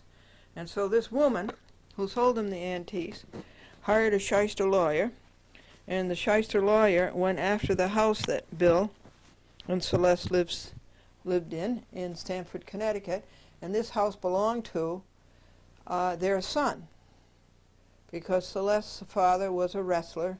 He was tremendously successful. He made a great deal of money, and he left all of his money to his only grandson, Christopher, and that would be the son of Bill and Celeste. So they started to go after this house in Connecticut that really belonged to the son. And so to be protected from this creditor, Bill and Celeste went bankrupt. And they were 5 years in bankruptcy, and they ran into all these crooked judges. One was named Brown, William Houston Brown. Another one was named David Kennedy. And they ran into a crooked U.S. attorney named Montadenico. And all of their staff and the clerks in the court and everything. And the bankruptcy was filed in Memphis, Tennessee, because it was closest to another property that the son was given by the father in Mississippi. And the whole thing is that when those greedy people in the court saw this trust that belonged to the son, for which Celeste was a trustee, they couldn't help but go after that when it wasn't bankruptcy property at all. It didn't belong to the estate of the bankruptcy. It didn't belong to the United States and these crooked judges and U.S. trustees. It didn't belong to them. But they're trying to get it. They keep grabbing and grabbing and grabbing, and this has gone on for 5 years. So to try to get Bill and Celeste to say that property will go to the crooked bankruptcy court, they arrested him, and they made up a phony charge of money laundering. And that's where things stand now.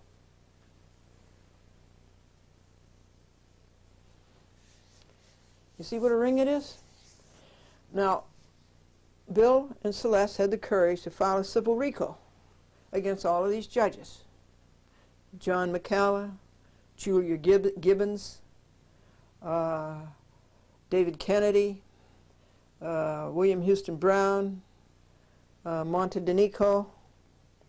They had the courage to file this civil RICO against them. And the civil RICO, the bankruptcy court is here, and the federal court is here, the district court is here. And so they filed it in the district court here.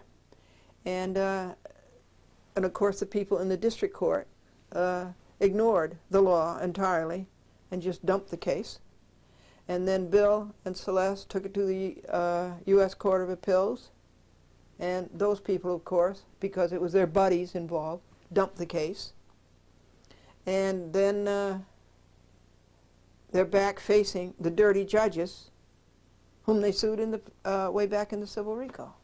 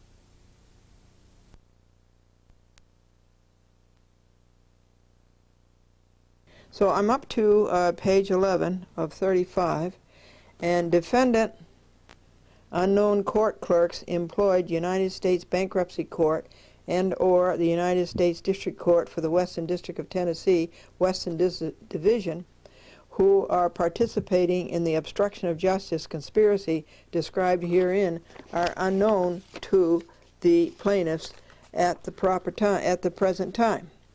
Defendant unknown court staff in participating in the obstruction of justice conspiracy described herein are unknown to plaintiffs at this time. In December of 1994, plaintiffs, these are the facts now.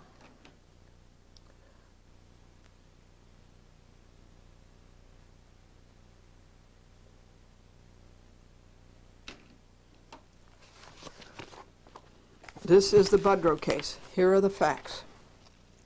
In December of 1994, plaintiffs consulted with defendants Arthur Ray Law Offices, Arthur E. Ray Jr., and others employed by Arthur Ray Law Offices relative to a Connecticut judgment obtained by defendant Mark Katz for one of his clients against plaintiffs and the fact that said judgment had been obtained by fraudulent means.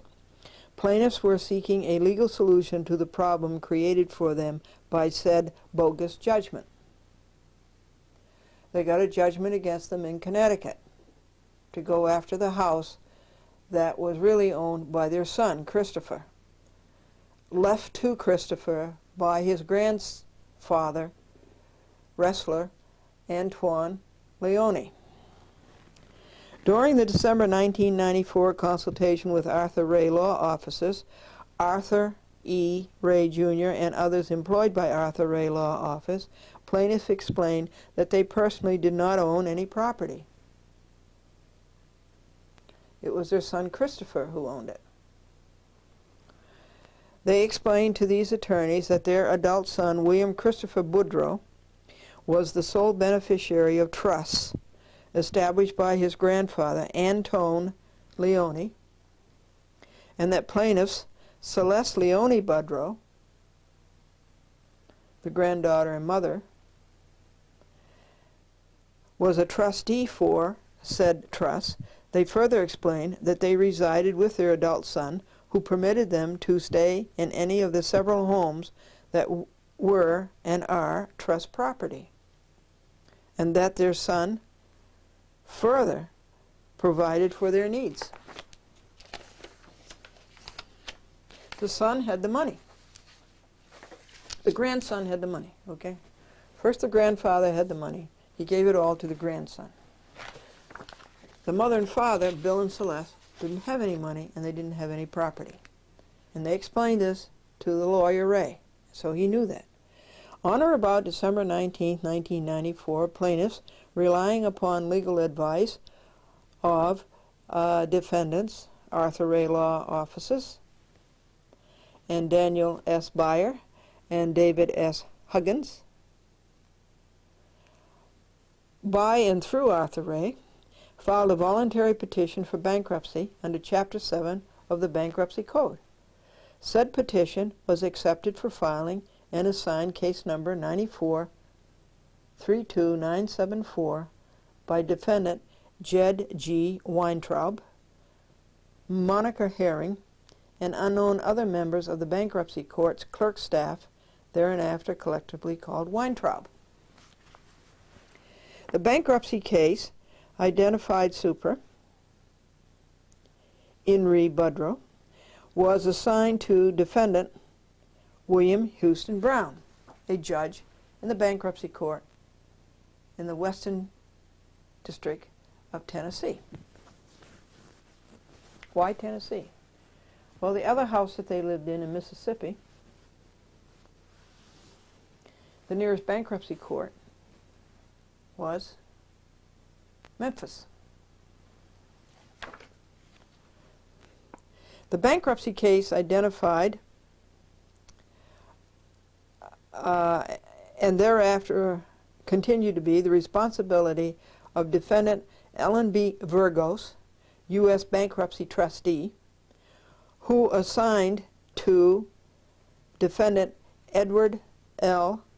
Montedenico Chapter 7 bankruptcy trustee for the United States Bankruptcy Court for the Western District of Tennessee and his staff, and eventually also to, and attorneys hired by Edward L. Montedenico, with the permission of defendant William Houston Brown, the judge, including but not limited to defendants John E. McManus, Thomas H. Fulton, James L. Kirby, these are all crooked lawyers, Harris Shelton Dunlap, and Cobb, Humphreys, Dunlap, Welford, Acuff and Stanton, Cossey, Kaywood, Taylor, McManus, and Bailey, Madeline S. Greenwood, and others yet unknown, hereinafter collectively called the Montedenico. Did you follow it okay? The bankruptcy was assigned to a United States trustee for that district, and the United States trustee has assistant U.S. trustees, and they were, Virgos was the head trustee, and then Montedenico was the underling trustee, and then all of the gang that he hired. At all times material to this action, defendants Arthur Ray, Weintraub, William Houston Brown, and Montedenico knew, or reasonably should have known, that the United States Bankruptcy Court for the Western District of Tennessee, Western Division, did not have jurisdiction over either the named debtors, the plaintiffs in this case, Bill and Celeste, the named creditors in the voluntary petition filed improperly by Arthur Ray and improperly accepted by Weintraub, William Houston Brown, Montedenico, and later another judge, David S. Kennedy, because Bill Budrow got Brown to retire, to recuse. Retire would be better. With an initial filing date of or on about December 19, 1994. Now, how many years ago is that? 7 years ago.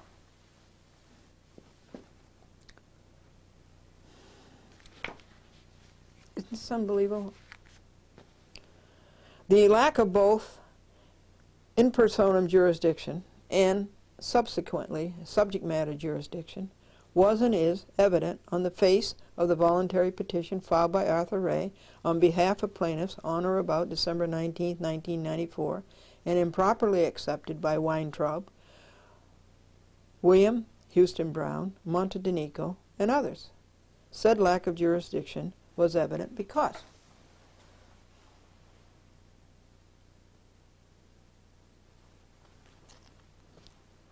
at the time of filing, both debtors resided, with the permission of their adult son, in a house belonging to a trust established by Antone Leone, the wrestler, the grandfather, Celeste's father, which house was located in the state of Mississippi, which area is not within the jurisdiction of the United States Bankruptcy Court for the Western Division of Tennessee. So Celeste and Bill were living in the house owned by the son. Neither debtor had ever resided in the state of Tennessee. B, at the time of filing and at all times material to this case, none of the creditors listed in the bankruptcy petition for case number 94-32974 resided or were located anywhere within the jurisdiction of the United States Bankruptcy Court for the Western Division of Tennessee. So the debtors didn't reside in Memphis, and the creditors didn't reside in Memphis. At the time plaintiff's voluntary petition was filed, defendants Arthur Ray, Weintraub, William Houston Brown, Montedenico, and Ellen B. Virgos each had an obligation to ensure that bankruptcy petitions which did not make a prima facie, the correct pronunciation is prima facie, showing that jurisdiction did lie in the United States Bankruptcy Court for the Western Division of Tennessee, were not filed in the United States Bankruptcy Court for the Western Division of Tennessee. Weintraub, William Houston Brown, and Montedenico had further obligations to ensure that if a bankruptcy petition over which the Tennessee Bankruptcy Court did not have jurisdiction was erroneously accepted. To take the appropriate steps to transfer said case to a court that did have jurisdiction, they individually and collectively ignored said obligations.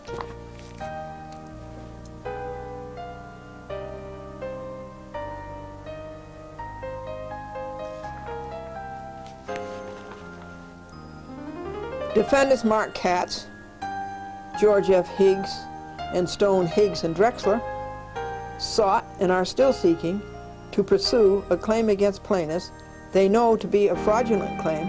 Said claim was filed by these defendants on behalf of a client in the underlying bankruptcy proceedings to the detriment of plaintiffs.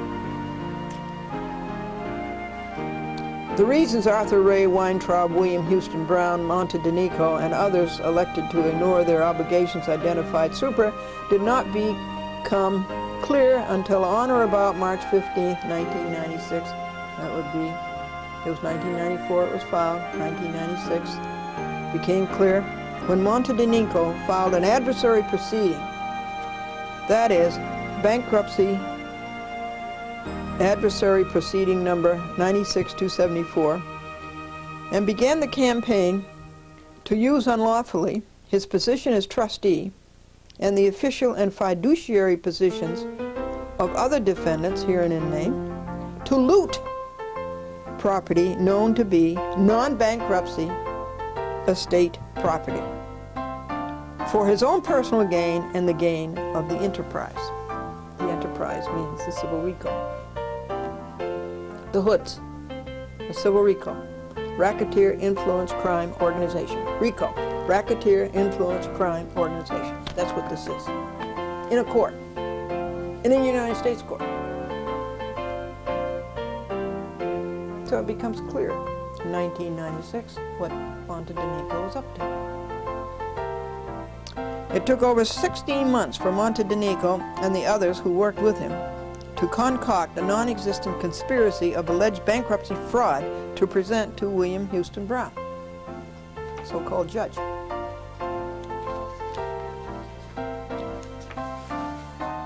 We are on page 15. Monte DiNico and the other defendants herein named use Monte DiNico's concocted complaint to obtain from William Houston Brown, the judge, a signature on the wholly improper temporary injunction and restraining order Monte DiNico had prepared. William Houston Brown provided his signature on April 11, 1996, tying up trust property that was not and is not bankruptcy estate property. The bankrupts are Bill and Celeste, aren't they? They don't have any property.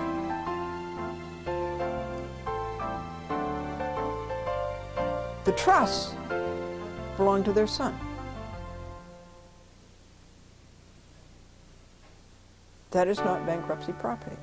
That does not belong to the estate of the bankruptcy for the United States government, overtaken by these gangsters to loot. It's too complicated for you? I don't think so. It's so obvious what's going on. These greedy judges and U.S. trustees and lawyers saw all that money in the estate left to the grandson by his grandfather, Antone Leone, the wrestler. They saw all that money, and by hook or crook, they're going to go after it. And they're going to lie. That's part of Bill and Celeste's bankruptcy estate, so they can take it over.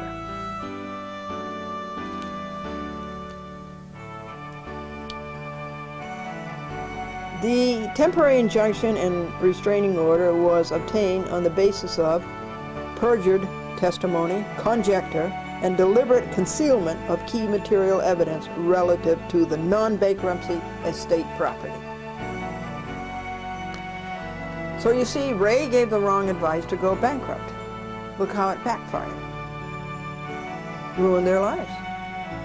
Despite the frantic pleadings of his clients, the plaintiffs, Bill and Celeste Budrow, for action to be taken to halt the injustice being wreaked upon their adult son, the sole beneficiary of the Antone Leone Trust, in spite of that, Arthur Ray stood by and did nothing to stop the travesty of justice his paperwork had spawned.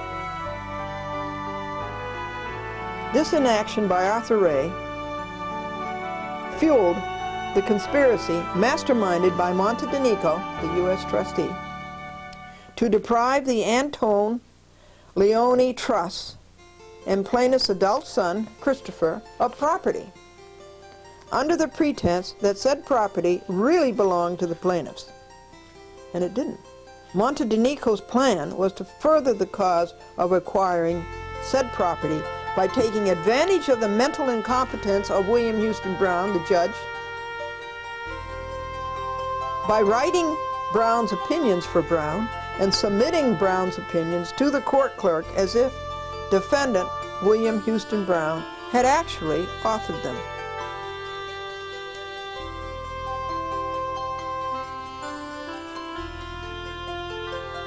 William Christopher Boudreau is the name of the son, the grandson. The son of Antone the wrestler and the grandson of Antone the wrestler and the son of Bill and Celeste. He's sleeping right down here, the dog. Acumen. Whoever gets that dog is going to be very, very lucky. Undaunted by Arthur Ray's refusal to correct the improper situation created by the improper advice and ultimate filing of the bankruptcy petition, plaintiffs sought relief from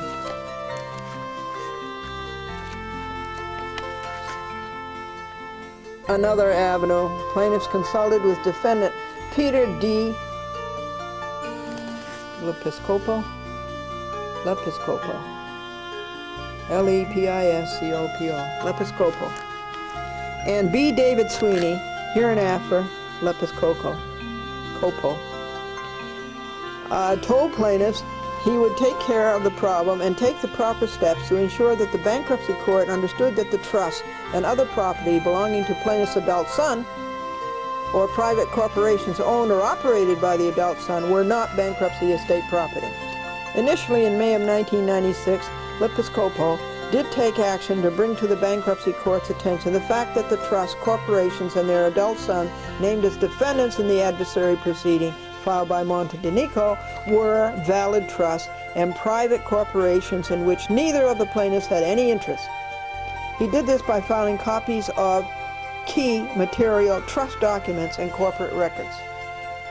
As of the date of this filing, the trust and corporate records filed by Lepiscopo have been consistently and unfalteringly ignored by Montedenico, of course, and by Judge Brown, then the successor judge, the David S. Kennedy, and all other named defendants in this case. As of the date of this filing, the trust and corporate records filed by Lepiscopo, as well as other exhibits of this same information, attached and filed with other moving papers, are missing from the bankruptcy court's files that are the responsibility of defendant David S. Kennedy. In his capacity as Chief Bankruptcy Court Judge, Jed G. Weintraub, and unknown others who are part of the administrative staff for the subject U.S. Bankruptcy Court.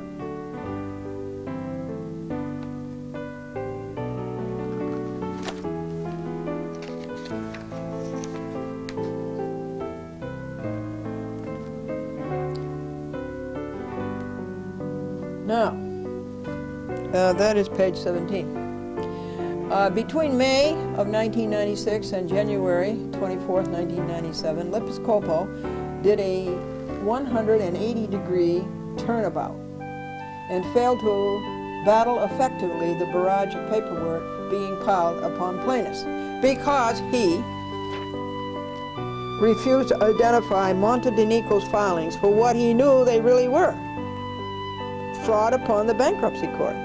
Instead, Lepiscopo refused to answer plaintiffs' telephone calls, faxes, and letters, selectively limiting his communications in the case to those with Montedenico and the court rather than his own clients.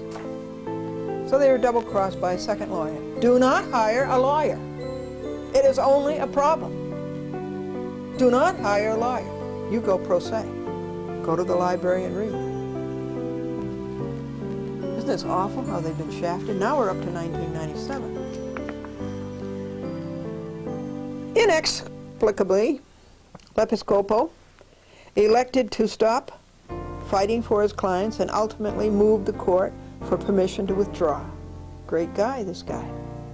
Permission was granted over the now pro se objections of plaintiffs, the objection of the defendant U.S. trustee, and over the objections of the defendant U.S. attorney.